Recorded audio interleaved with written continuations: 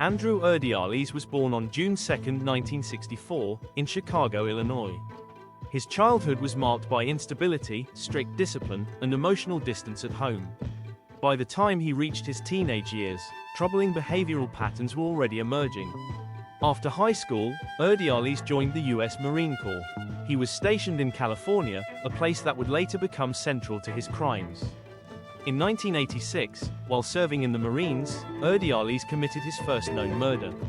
His victim was an 18-year-old woman who was hitchhiking in Orange County. This killing would be the beginning of a series of violent crimes spanning more than a decade. Uridales targeted young women, many of them vulnerable or alone. He would lure them into his vehicle, drive to remote areas, and attack them. His methods were brutal, involving both stabbing and shooting.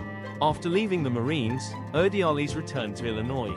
However, he continued to travel back to California, where more victims were found between 1986 and 1995.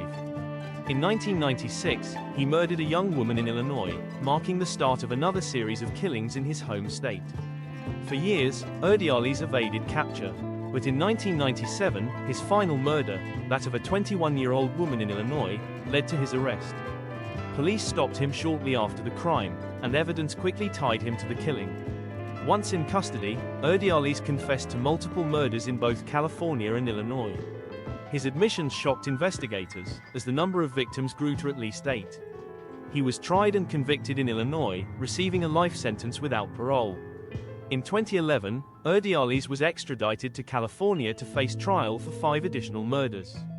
In 2018, he was convicted and sentenced to death in California.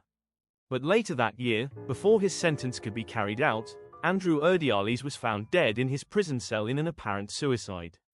His case remains a disturbing example of a killer who operated in multiple states over many years, slipping through the cracks of law enforcement until his final arrest brought the truth to light.